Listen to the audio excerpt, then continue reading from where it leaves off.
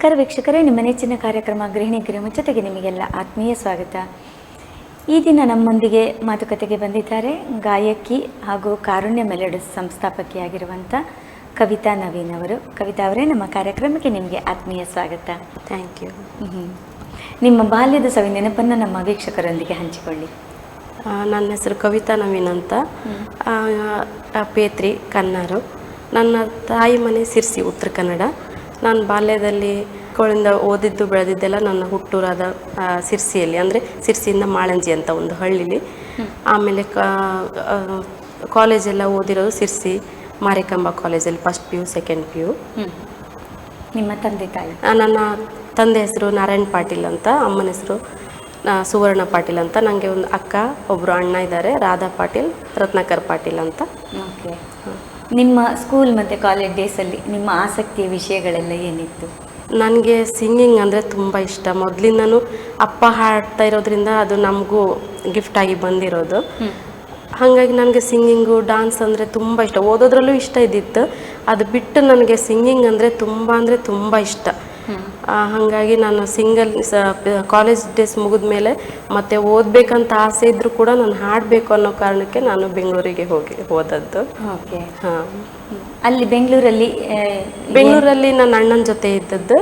ಆಮೇಲೆ ನಾನು ಆರ್ಕೆಸ್ಟ್ರಾ ಅಂದರೆ ಬೇರೆ ಸೀರಿಯಲ್ ಫಿಲಮ್ ಮಾಡಬೇಕಂತ ಹೋದರೂ ಕೂಡ ನನಗೆ ಆಮೇಲೆ ಸಿಂಗಿಂಗ್ ಬಗ್ಗೆನೇ ತುಂಬ ಒಲವಿದ್ದಿರೋದ್ರಿಂದ ಅಲ್ಲಿ ನನ್ನ ಫ್ರೆಂಡ್ ಚೈತನ್ಯ, ಅವಳ ಹೆಸರು ಹೇಳೋಕ್ಕೆ ಇಷ್ಟಪಡ್ತೀನಿ, ಚೈತನ್ಯ ಅಂತ, ಅವರು ನನ್ನ ಒಂದು ಆರ್ಕೆಸ್ಟ್ರಾ ಟೀಮಿಗೆ ಸ್ವರಾಂಜಲಿ ಸಪ್ತಸ್ವರ ಅಂತ ಆ ಟೀಮಿಗೆ ನನ್ನ ಫಸ್ಟ್ ಪರಿಚಯ ಮಾಡಿಸಿದ್ರು. ಆಮೇಲೆ ನನ್ನ 6 ವರ್ಷದ ಜರ್ನಿ ಆರ್ಕೆಸ್ಟ್ರಾದಲ್ಲೇ ಮುಂದುವರಿಯಿತು. ಓಕೆ. ಹಾಗೆಯೇ ನಿಮ್ಮ ಒಂದು ನೀವು ಬೆಳೆದು ಬಂದಂಥ ಬಾಲ್ಯದ ವಾತಾವರಣ ಯಾವ ಥರ ಇತ್ತು?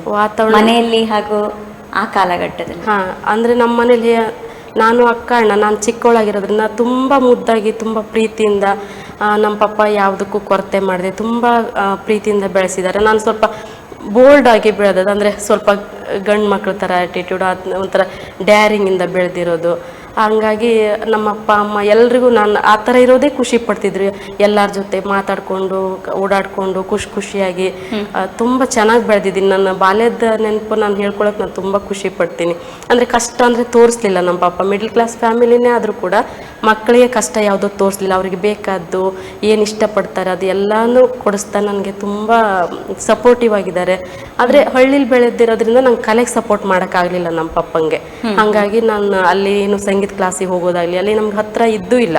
ಹೋದರೆ ಸಿರ್ಸಿಗೆ ಹೋಗಬೇಕಿತ್ತು. ಅವಾಗೆಲ್ಲ ಸ್ವಲ್ಪ ಕಷ್ಟ, ಬಸ್ಗಳೆಲ್ಲ ಟೈಮ್ ಟು ಟೈಮ್ ಇರ್ತಿರ್ಲಿಲ್ಲ. ಹಾಗಾಗಿ ಬಾಲ್ಯದಲ್ಲಿ ಮಾತ್ರ ತುಂಬ ಚೆನ್ನಾಗಿ ಎಂಜಾಯ್ ಮಾಡಿಕೊಂಡು ಖುಷಿಯಾಗಿ ಆರಾಮಾಗಿ ನಾನು ಸ್ಕೂಲ್ ಡೇಸಲ್ಲೂ ಅಷ್ಟೇ, ಟೀಚರ್ಸು ಸ್ಕೂಲಲ್ಲಿ ನಾನು ಏನೇ ಒಂದು ಪ್ರೋಗ್ರಾಮ್ ಆದರೂ ನಾನೇ ಸ್ವಾಗತ ಹಾಡ್ತಿದ್ದೆ. ಎಲ್ಲಿ ಪಾರ್ಟಿಸಿಪೇಟ್ ಮಾಡಿದ್ರು ನನಗೆ ಪ್ರಥಮ ಬರ್ತಿತ್ತು. ತುಂಬ ಖುಷಿಯಿಂದ ಎಂಜಾಯ್ ಮಾಡ್ಕೊಂಡು ಬಂದಿದ್ದೀನಿ ಬಾಲ್ಯದಲ್ಲಿ.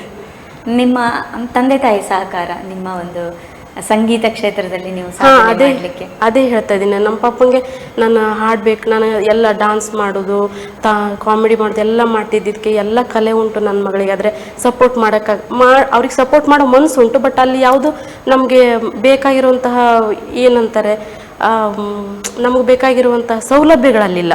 ಒಂದು ಬಸ್, ಒಂದು ಸಿಟಿ ಆಗಿರ್ಬೋದು. ನಾವು ಹಳ್ಳಿ, ಸಿರ್ಸಿಯಿಂದ ನಮಗೆ 18 ಕಿಲೋಮೀಟರ್ ದೂರ ಮಾಳಂಜಿ ಅಂತ. ಹಾಗಾಗಿ ನಮ್ಮ ಪಪ್ಪಂಗೆ ತುಂಬಾ ಸಪೋರ್ಟ್ ಮಾಡಬೇಕನ್ನೋ ಮನಸ್ಥಿತಿ ಇದ್ದರೂ ಅವಕಾಶ ಇರಲಿಲ್ಲ. ಹಾಗಾಗಿ ನಾನು ಸುಮ್ಮನೆ ಆದೆ. ಆಮೇಲೆ ನಾನು ಬೆಂಗಳೂರಿಗೆ ಅದಕ್ಕೆ ಹಾಡಬೇಕು ಅಂತ ನಾನು ಬೆಂಗಳೂರಿಗೆ ಹೋದೆ. ಓಕೆ. ಅಲ್ಲಿ ಎಷ್ಟು ವರ್ಷ ಇದ್ರಿ ನಿಮ್ಮ ಸಂಗೀತ ಕ್ಷೇತ್ರದಲ್ಲಿ? ಎಲ್ಲಿ? ಬೆಂಗಳೂರಲ್ಲಿ ನೀವು ಸಂಗೀತ ಕ್ಷೇತ್ರದಲ್ಲಿ? ಬೆಂಗಳೂರಲ್ಲಿ ಒಂದು 6 ವರ್ಷ 6-7 ವರ್ಷದಿಂದ ಆರ್ಕೆಸ್ಟ್ರಾ ಮಾಡ್ಕೊಂಡಿದ್ದೆ. ದುಡಿಬೇಕು ಅಂತ ನಂಗೆ ಒಂದು ಕಲೆ ಇರೋದ್ರಿಂದ ನಂಗೆ ಹಾಡ್ಬೇಕಂದ್ರೆ ಹಾಡು ಅಂದರೆ ಜೀವ. ನನಗೆ ಅಷ್ಟು ಇಷ್ಟ ನನಗೆ. ಹಾಗೆ ನಾನು ಒಂದು ಇನ್ಸಿಡೆಂಟ್ ಹೇಳೋಕೆ ಇಷ್ಟಪಡ್ತೀನಿ. ಸೆಕೆಂಡ್ PU ಇದ್ದಾಗ ಎನ್ಯುವಲ್ ಎಕ್ಸಾಮಲ್ಲಿ ಕೂಡ ನನಗೆ ಗೊತ್ತಿಲ್ಲ ನಾನು ಹಾಡ್ತಿದ್ದೀನಿ ಅಂತ.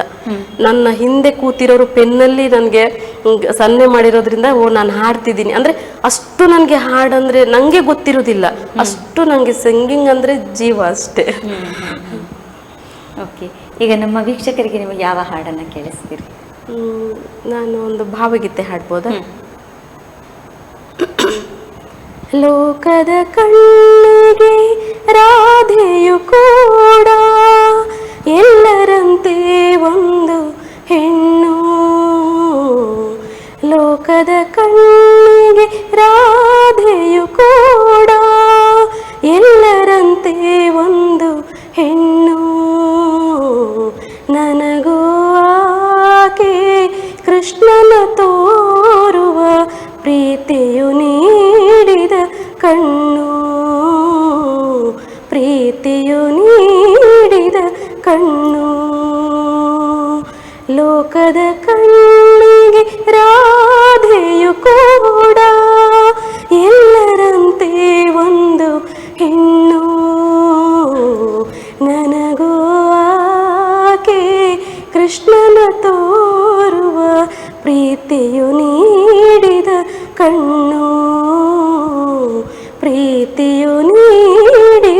ಕಣ್ಣು.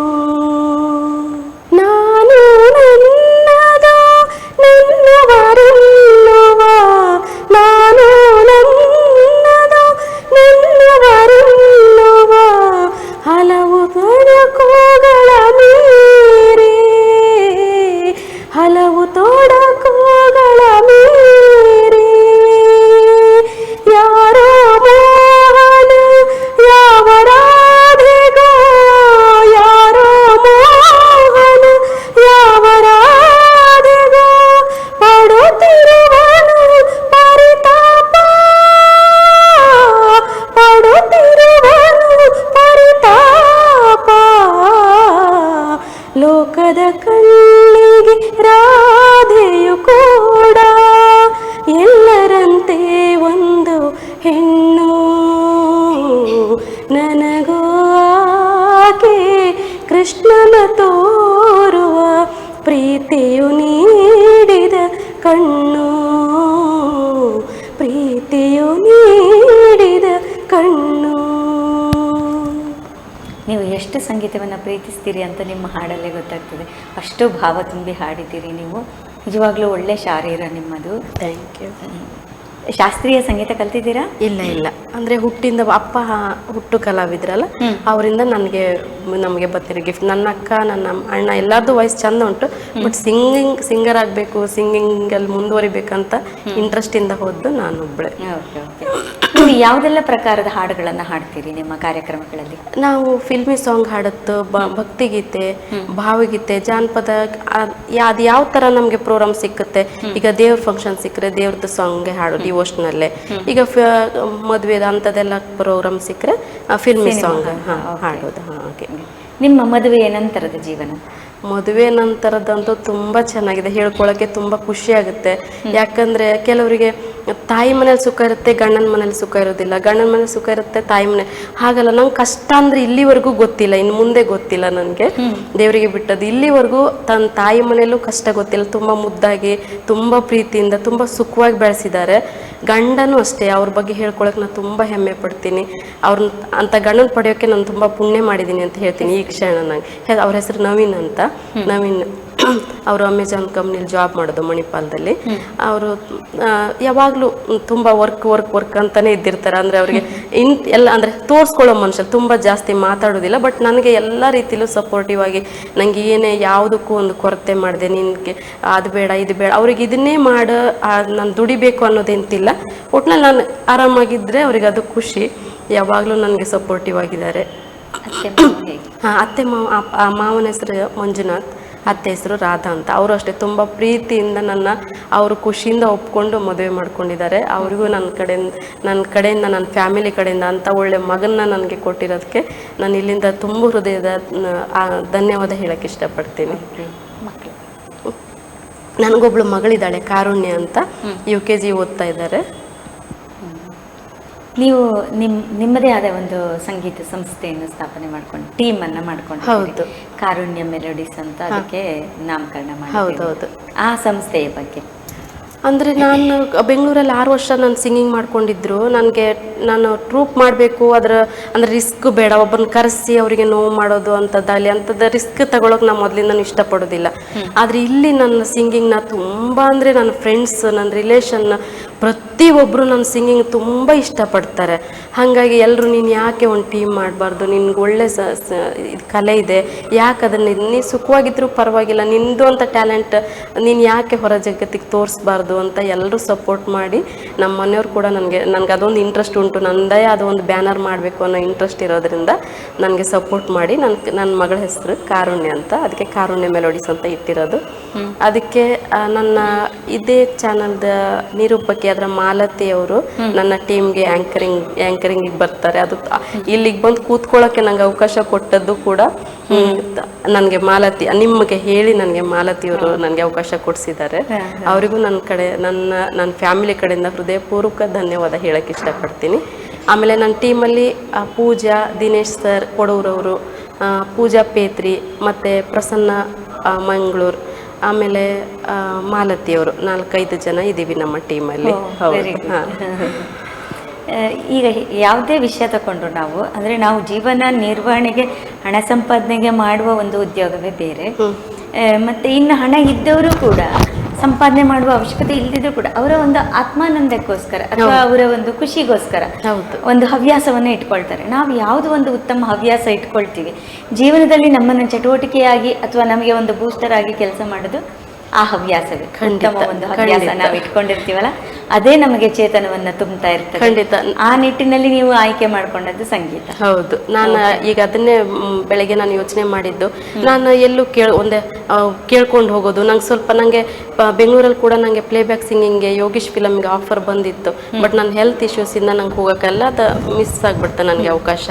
ಆಮೇಲೆ ನನಗೆ ವಾಪಸ್ ಹೋಗೋಕ್ಕಾಗಲಿಲ್ಲ 2 ವರ್ಷ. ಹಾಗಾಗಿ ಒಂದ್ಸರಿ ಕಳ್ಕೊಂಡಿರೋ ಅವಕಾಶ ಮತ್ತೆ ಸಿಕ್ಕುದಿಲ್ಲ ಅಂತಾರಲ್ವಾ, ಇರಲಿ ಅಂತ ನಾನು ಆರ್ಕೆಸ್ಟ್ರಾ ಫೀಲ್ಡಲ್ಲಿ ಮುಂದುವರೆದದ್ದು. ಹಾಗೆ ಈಗ ನನಗೆ ಈಗ ಬೆಳಗ್ಗೆ ಬರ್ತಾ ಅದೇ ಯೋಚನೆ ಮಾಡಿದ್ದು, ನಂಗೆ ಈಗ ಒಂದು ಕಲೆ ಇಲ್ಲದೆ ಇದ್ದಿದ್ರೆ ಈಗ ನನ್ನ ಯಾರು ಗುರ್ತಿಸ್ತಾರೆ? ನಾನು 4 ಜನರಿಗೆ ಗೊತ್ತಿರ್ತೆ, ಎಲ್ಲರ ಜೊತೆ ನಾನು ಎಲ್ಲರೂ ಇದ್ದಾಗೆ ನಾನು ಸಮಾಜದಲ್ಲಿ ಇರ್ತಿದ್ದೆ. ಬಟ್ ಪರ್ಟಿಕ್ಯುಲರ್ ಆಗಿ ನನಗೆ ಇಂಥವ್ರು ಅಂತ ಒಂದು ಐಡೆಂಟಿಫೈ ಮಾಡ್ತಾರೆ ಅಂದರೆ ಒಂದು ನಮ್ಮ ಗುಣದಿಂದ ಆಗಿರುತ್ತೆ, ಒಂದು ನಮ್ಮ ಕಲೆಯಿಂದ ಆಗಿರುತ್ತೆ. ಈಗ ಎಲ್ಲರೂ ಅಷ್ಟೇ ನಾನು ಒಂದು ಖುಷಿಯಿಂದ ನನ್ನ ಫ್ರೆಂಡ್ಸ್ ಬಗ್ಗೆ ಹೆಸರು ಹೇಳೋಕೆ ಹೋದ್ರೆ ತುಂಬ ಉಂಟು. ಬಟ್ ನನ್ನ ಫ್ರೆಂಡ್ಸ್ ಎಲ್ಲರೂ ನನ್ನ ಸಾಂಗ್ನ ಅವ್ರ ಮೊಬೈಲಲ್ಲಿ ಒಂದು ಸ್ಟೇಟಸ್ ಹಾಕೋತಾರಲ್ವಾ, ಅದು ನನಗೆ ತುಂಬ ಖುಷಿಯಾಗಿತ್ತು. ಅಂದ್ರೆ ಅವ್ರು ಹಾಕ್ತಾರೆ ಅಂದ್ರೆ ನಮ್ಮನ್ನ ಅವ್ರು ಎಷ್ಟು ಗೌರವಿಸ್ತಾರೆ, ಒಂದು ಸ್ವಚ್ಛ ಮನಸ್ಸಿಂದ ಎಷ್ಟು ಖುಷಿ ಪಡ್ತಾರೆ ಅನ್ನೋದು ಅದರಲ್ಲಿ ಗೊತ್ತಾಗುತ್ತೆ. ಅದರಲ್ಲಿ ನನ್ನ ಸಿಂಗಿಂಗ್ ಜೀವನ ಸಾರ್ಥಕ ಅಂತ ಅಂದ್ಕೊಂಡ್ಬಿಟ್ಟಿದ್ದೀನಿ ನಾನು. ಎಷ್ಟು ಜನ ಕೇಳ್ತಾರೆ, ನನಗೆ ಕಾಲ್ ಮಾಡಿ ಇಂಥದ್ದೇ ಸಾಂಗ್ ಹಾಡಿ ಹಾಕಿ ನನಗೆ ನೀವು ಹಾಡಬೇಕು ಅಂತ ತುಂಬ ಖುಷಿ ಪಡ್ತಾರೆ. ಅದು ನನಗೆ ನಾನು ಒಂದು ಹಾಡ್ತಾ ಇದ್ದಿದ್ದಕ್ಕೂ ಒಬ್ರು ಬೇರೆಯವರು ಒಂದು ಸ್ಟೇಟಸ್ ಹಾಕೊಳ್ಳೋ ಅಷ್ಟು ಮಟ್ಟಿಗೆ ನಾನು ದೊಡ್ಡ ಸಿಂಗರ್ ಅಂತ ಹೇಳ್ಕೊಳ್ಳೋದಿಲ್ಲ. ನಾನು ಸಂಗೀತ ಕಲ್ತಿಲ್ಲ, ನಂಗೆ ಸಂಗೀತದ ಬಗ್ಗೆ ಎಂತ ಗೊತ್ತಿಲ್ಲ. ಬಟ್ ಹಾಡೋದು ಅಂದರೆ ನನಗೆ ಗೊತ್ತಿದ್ದಷ್ಟು ನಾನು ಹಾಡ್ತೆ ಅಷ್ಟೇ. ಅದನ್ನು ಬೇರೆಯವ್ರು ಖುಷಿ ಪಡ್ತಾರಲ್ವಾ ಅನ್ನೋದೊಂದು ನಮ್ಗೆ ದೊಡ್ಡ. ಕೆಲವರು ಹೇಳ್ತಾರೆ ಈಗ ಕೋಗಿಲೆ ಯಾರು ಸಂಗೀತ ಕಲಿಸಿದ್ದಾರೆ, ಕೋಗಿಲೆ ಹಾಡುದಿಲ್ವಾ? ಹಾಗೆ ಅಂದ್ರೆ ನಾವು ಮಾಡುವ ಕೆಲಸ ಬೇರೆಯವರಿಗೆ ತೊಂದರೆ ಆಗಬಾರ್ದು, ನಮಗೆ ಆತ್ಮಾನಂದ ಕೊಡಬೇಕು. ಆ ಥರ ಇದ್ರೆ ಏನು ತೊಂದರೆ ಇಲ್ಲ. ನೀವು ಆ ನಿಟ್ಟಿನಲ್ಲಿ ನಿಮ್ಮ ಸಂಗೀತವನ್ನು ನಿಜವಾಗ್ಲೂ ಒಳ್ಳೆ ರೀತಿಯಲ್ಲಿ ಆಯ್ಕೆ ಮಾಡ್ಕೊಂಡು ಒಳ್ಳೆ ಥರದಲ್ಲಿ ತಗೊಂಡು ಹೋಗ್ತಾ ಇದ್ದೀರಿ. ಅದೇ ನಾನು ಒಂದು ಹೇಳಕ್ಕೆ ಇಷ್ಟಪಡ್ತೀನಿ ಅಂದ್ರೆ, ನಮ್ಮ ಪಪ್ಪ ಬೆಂಗಳೂರಿಗೆ ಹೋಗ್ತಾ ನನಗೊಂದು ಮಾತು ಚಿಕ್ಕವರಿಂದನೂ ಅದೇ ಹೇಳಿದ್ದು, ಒಳ್ಳೇದು ಮಾಡು ಮಗ, ಮಾಡೋಕ್ಕಾಗಿಲ್ವ ಕೆಟ್ಟದ್ದು ಮಾಡೋಕೆ ಹೋಗ್ಬೇಡ, ನಿಮ್ಮ ಕೈಲಿ ಆದ್ರೆ ಹೆಲ್ಪ್ ಮಾಡಿ, ಇಲ್ಲಾಂದ್ರೆ ಬೇಡ, ಕೆಟ್ಟದ್ದು ಮಾಡ್ಬಾರ್ದು. ಅದಕ್ಕೆ ನನ್ನ ಕೈಲಿ ಆದಷ್ಟು ನಾನು ಹೆಲ್ಪ್ ಮಾಡೋಕ್ಕೆ ಪ್ರಯತ್ನ ಪಡ್ತೇ ಬಿಟ್ರೆ ಯಾರಿಗೂ ತೊಂದರೆ ಕೊಡೋಕೆ ಇಷ್ಟಪಡೋದಿಲ್ಲ. ಮತ್ತೆ ನಮ್ಮಿಂದ ಒಂದು ಬೇರೆಯವ್ರಿಗೆ ತೊಂದರೆ ಕೊಟ್ಟು ನಾನು ಮೇಲ್ ಬರ್ಬೇಕು ಅನ್ನೋದು ಇಲ್ಲ ನನಗೆ. ನಾವು ಮಾಡೋ ಕೆಲಸ ಬೇರೆಯವ್ರಿಗೆ ಒಂದು ಖುಷಿ ಆಗ್ಬೇಕೆ ಬಿಟ್ರೆ ಅದು ಅದರಿಂದ ನನ್ಗೆ ಏನೇ ಸಂಪಾದನೆ ಮಾಡ್ಬೋದು, ಆದ್ರೆ ಬೇರೆಯವ್ರಿಗೆ ನೋವು ಕೊಟ್ಟಿರೋದು ಒಂದು ಇರುತ್ತಲ್ಲ, ಅದು ಯಾವತ್ತು ಅದು ನಮಗೂ ಒಂದು ಆತ್ಮಸಾಕ್ಷಿಗೆ ಒಂದು ದ್ರೋಹ ಮಾಡ್ಕೊಂಡಂಗಲ್ವಾ. ಹಾಗಾಗಿ ನಾನು ಎಲ್ಲರ ಜೊತೆ ಖುಷಿಯಾಗಿರೋಕ್ಕೆ ಯಾವುದು ನಿರೀಕ್ಷೆ ಇಲ್ಲದೆ ಬೆಳೆದಿದ್ದು ಹಾಗೆ ಇರೋಕ್ಕೂ ಹಾಗೆ ಇಷ್ಟಪಡ್ತೀನಿ. ನಿಜವಾಗ್ಲೂ ಒಳ್ಳೆ ಮಾತು ಹೇಳಿದ್ರೆ, ನಿರೀಕ್ಷೆ ಇಲ್ಲದೆ ಅಂತ. ಆ ನಿರೀಕ್ಷೆ ಇಲ್ಲದೆ ನಾವು ಬೇರೆಯವ್ರ ಜೊತೆ ಇದ್ದಾಗ ನಮ್ಗೆ ಕಂಫರ್ಟ್ ಝೋನ್ ಆಗಿರ್ತದೆ, ಅಂದ್ರೆ ನಾವು ನೆಮ್ಮದಿಯಾಗಿರ್ತೇವೆ. ನಾವು ನಿರೀಕ್ಷೆ ಇಟ್ಕೊಂಡಾಗ ಆ ನಿರೀಕ್ಷೆಗೆ ತಕ್ಕಂತೆ ಅವ್ರು ನಡ್ಕೊಳ್ಳಿಲ್ಲ ಅಂದಾಗ ನಮ್ಮ ಮನಸ್ಸಿಗೆ ನೋವಾಗುವಂಥದ್ದು ಅದೆಲ್ಲ ಬರ್ತದೆ. ಅದು ನಿಜವಾಗ್ಲೂ ಒಳ್ಳೆ ಮಾತು, ನಿರೀಕ್ಷೆ ಇಲ್ಲದೆ. ಯಾಕಂದ್ರೆ ನಾನು ಸ್ಕೂಲ್ ಕಾಲೇಜ್ಗೆ ಹೋಗೋವಾಗ್ಲೂ ಕೂಡ ನಮ್ಮ ಪಪ್ಪ ನಾನೇ 10 ರೂಪಾಯಿ ಕೊಟ್ಟು ಬೇರೆಯವ್ರಿಗೆ ಕೊಡ್ಸಿದ್ದಿದ್ದೆ ವಿನಃ ಒಬ್ಬರಿಂದ ನನಗೆ ಸಿಕ್ಕುತ್ತೆ ಅಂತ ನಾನು ಎಕ್ಸ್ಪೆಕ್ಟ್ ಮಾಡಿದ್ದಿಲ್ಲ. ಇವಾಗ ಮದುವೆ ಒಳಗಿನ ಲೈಫಲ್ಲಿ ಆ ಪಪ್ಪ ಸಪೋರ್ಟಿವ್ ಆದ್ರೆ, ಮದುವೆ ಆದ್ಮೇಲೆ ನನ್ನ ಗಂಡ ಇವತ್ತಿಗೂ 1 ರೂಪಾಯಿ ಬೇರೆಯವ್ರ ಹತ್ರ ನಾನು ತಗೊಂಡು ಬಂದಿದ್ದಾಗಲಿ ಇಸ್ಕೊಂಡದ್ದಾಗಲಿ ನೀನು ತಗೊಂಡು ಬಾ ಅನ್ನೋದಾಗಲಿ ಅಂಥದ್ದು ಎಂತಿಲ್ಲ. ಅವರೇ ನನಗೆ ಹಣ ಕೊಡ್ತರು, ನಾನು ಎಲ್ಲಿ ಹೋದ್ರು ಎಲ್ಲಿ ಬಂದರು ಎಷ್ಟು ಖರ್ಚು ಮಾಡಿದ್ರು, ನಾನೇ ಬೇಕಾದರೆ ಇನ್ನೊಬ್ರಿಗೆ 10 ರೂಪಾಯಿ ಖರ್ಚು ಮಾಡಿ ಬರೋ ಥರ ನಾನು ಇಟ್ಟಿದ್ದಾರೆ. ಬಿಟ್ಟರೆ ಒಬ್ಬರಿಂದ 10 ರೂಪಾಯಿ ನಿರೀಕ್ಷೆ ಮಾಡೋವಂಥದ್ದು ತಾಯಿ ಮನೇಲೂ ಸಿಕ್ಕಲಿಲ್ಲ, ಗಂಡನ ಮನೇಲೂ ಸಿಕ್ಕಲಿಲ್ಲ. ಅಂಥದಕ್ಕೆ ನಾನು ಒಂದು ಮಗಳಾಗಿ ಒಂದು ಹೆಂಡತಿಯಾಗಿ ನಾನು ತುಂಬ ನನ್ನ ತಾಯಿ ಮನೆ ಬಗ್ಗೆ ಗಂಡನ ಬಗ್ಗೆ ನಾನು ತುಂಬ ಹೆಮ್ಮೆ ಪಡ್ತೀನಿ. ಸತ್ಯ. ಈಗ ಸಂಗೀತದ ಬಗ್ಗೆ ಹೇಳೋದಾದರೆ, ಸಂಗೀತ ಅನ್ನೋದು ಒಂದು ಸಾಗರ ಇದ್ದ ಹಾಗೆ ಅಂತ ನಾವು ಭಾವಿಸ್ತೇವೆ. ಅದು ಇರೋದು ಹಾಗೆ ಕೂಡ. ನಾವು ಜೀವನ ಪೂರ್ತಿ ಕಲ್ತರೂ ಕೂಡ ಕಲ್ತಾಯ್ತು ಅಂತ ಇಲ್ಲ. ಸಂಗೀತ ಖಂಡಿತ ಆ ಸಂಗೀತದ ಬಗ್ಗೆ, ಆ ಸಪ್ತ ಸ್ವರಗಳ ಬಗ್ಗೆ ಇರ್ಬೋದು, ಅಥವಾ ಅದನ್ನು ರಚಿಸಿದಂಥ ವಾಗ್ಗೇಯಕಾರರಿರ್ಬೋದು, ಹೀಗೆ ಆ ಸಂಗೀತದ ಬಗ್ಗೆ ನಾವು ಎಷ್ಟು ಮಾತಾಡ್ಲಿಕ್ಕೆ ಹೋದ್ರೂ ನಾವು ಮಾತಾಡಿದ್ದೇ ಕಡಿಮೆ ಆಗ್ತದೆ, ಉಳಿದಿರೋದೇ ಜಾಸ್ತಿ. ಖಂಡಿತ. ಈಗ ನಾನು ಸಂಗೀತ ಕಲ್ತಿಲ್ಲ, ಆದ್ರೂ ನನ್ನ ಹತ್ರ ನಾನು ಕರೋಕೆ ಕ್ಲಾಸ್ ಅಂತ ಮಾಡಿದ್ದೀನಿ. ಅದು ಎಲ್ಲರ ಸಪೋರ್ಟ್ ಒತ್ತಾಯಕ್ಕೋಸ್ಕರ ನೀವು ಹೇಳಿಕೊಡಿ ಅಂದಕ್ಕೆ ನನ್ನ ಹತ್ರ ಬರ್ತಾರೆ. ಈಗ ನಾನು ಮನೇಲೆ ನಾನು ಕ್ಲಾಸ್ ಕೊಡ್ತೀನಿ, ಬಂದು ಕಲ್ತು ಹೋಗ್ತಾರೆ. ಅದನ್ನು ಕೂಡ ನಾನು ಹಣದ ಎಕ್ಸ್ಪೆಕ್ಟ್ ಇಂದ ಮಾಡೇ ಇಲ್ಲ. ಅವರೇ ನನಗೆ ನೀವು ಒಂದು ಗುರು ಸ್ಥಾನಕ್ಕೆ ಬೆಲೆ ಕೊಡಬೇಕು, ನಾವು ಕೊಟ್ಟ ಹಣಕ್ಕೂ ನಮ್ಗೊಂದು ತೃಪ್ತಿ ಇರುತ್ತೆ ಅಂತ ಅವರೇ ತಿಳಿದು ಹಣ ಕೊಟ್ಟು ನನಗೆ ನನ್ನ ಹತ್ರ ಕರೋಕೆ ಕ್ಲಾಸ್ ಕಲ್ತು ಹೋಗ್ತಾರೆ. ಅದೊಂದು ನನಗೆ ಹೆಮ್ಮೆ ವಿಚಾರ. ನಿಜವಾಗ್ಲೂ ಅದು ಸಂಗೀತದ ಮಹತ್ವ. ಅದು ಸಂಗೀತ ನಮಗೆ ಮಾನಸಿಕ ಒತ್ತಡವನ್ನು ಕಡಿಮೆ ಮಾಡ್ತದೆ, ನೆನಪಿನ ಶಕ್ತಿಯನ್ನು ಜಾಸ್ತಿ ಮಾಡ್ತದೆ, ಏಕಾಗ್ರತೆಯನ್ನು ಹೆಚ್ಚಿಸ್ತದೆ. ಹಾಗೆಯೇ ಸಂಗೀತಕ್ಕೆ ಒಂದು ಇದಿದೆ, ಹೆಸರಿದೆ, ಶಿಶುರ್ವೇತಿ ಪಶುರ್ವೇತಿ ವೇತಿಗಾನ ರಸಂಪಣಿ ಅಂತ. ಅಂದರೆ ಎಲ್ಲ ಜನರು, ಪಶು ಪಕ್ಷಿ ಪ್ರಾಣಿ ಗಿಡ ಮರ ಎಲ್ಲವೂ ಕೂಡ ಸಂಗೀತಕ್ಕೆ ತಲೆದೂಗುವಂಥ ಒಂದು ಶಕ್ತಿ ಸಂಗೀತಕ್ಕೆ. ಖಂಡಿತ. ಈಗ ನೋಡಿ, ಎಲ್ಲಾದ್ರೂ ಒಂದು ಹಾಡು ಬರ್ತಾ ಉಂಟಂದ್ರೆ ಅವನಿಗೆ ತಾಳ ಜ್ಞಾನ ಇರುವುದಿಲ್ಲ, ಶ್ರುತಿ ಜ್ಞಾನ ಇರುವುದಿಲ್ಲ, ಆದ್ರೂ ಅವ್ನು ಎಲ್ಲೋ ಒಂದ್ ಕಡೆ ಕೈಯೋ ಕಾಲೋ ತಲೆನೋ ಆಡಿಸ್ತಿರ್ತಾರೆ. ಅಂದ್ರೆ ಸಂಗೀತಕ್ಕಿರೋ ಶಕ್ತಿ ಅದು, ಎಂಥವ್ರನ್ನೂ ತನ್ನೆಡೆ ಸೆಳ್ಕೊಳ್ಳುವಂತಹ ಒಂದು ಶಕ್ತಿ ಉಂಟು ಅದರಲ್ಲಿ ಅಲ್ವಾ. ಈಗ ನಮ್ಗೆ ಒಂದು ನೋವಾಗ್ಲಿ ಬೇಜಾರಾಗ್ಲಿ ಒಂದೇ ಒಂದು ಸಾಂಗ್ ಕೇಳಿದ್ರೆ, ಒಂದು ಭಾವಗೀತೆನೋ ಏನೋ ಒಂದು ಒಳ್ಳೆ ಸಾಂಗ್ ಕೇಳಿ ಮನಸ್ಸಿಗೆ ಎಷ್ಟು ಒಂದು ಹಿತ ಅನ್ಸುತ್ತೆ ಅಲ್ವಾ. ಹಾಗೆ ಸಂಗೀತಿನ ಭಾರ ಕಡಿಮೆ. ಖಂಡಿತ. ಯಾರ ಜೊತೆಗಿಲ್ದೇ ಇದ್ರೂ ನಮ್ಗೆ ಸಂಗೀತ ಒಂದು ಜೊತೆಗಿದ್ದಾಗ ಮನಸ್ಸಿಗೆ ಎಷ್ಟೋ ಒಂದು ನೆಮ್ಮದಿ ಸಿಗುತ್ತೆ ಅನ್ನೋದು ನನ್ನ ಅಭಿಪ್ರಾಯ. ಓಕೆ, ಈಗ ಇನ್ನೊಂದು ಹಾಡಿನ ತುಣುಕನ್ನು ಕೇಳಿಸ್ತೀರಾ ನಮ್ಮ ವೀಕ್ಷಕರಿಗಾಗಿ? ಯಾವುದು?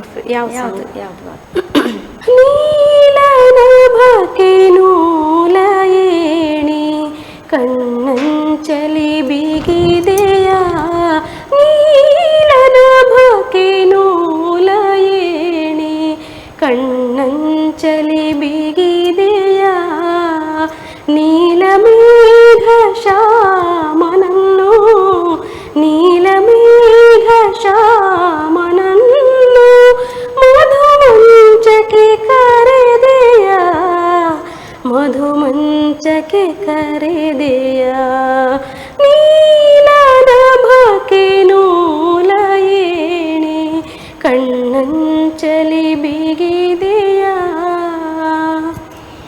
ಬರುವನೆಂಬ ಯಾವ ಸುಳಿವು ತೇಲಿಸಿದೆ ರಾಧೆಯ, ಬರುವನೆಂಬ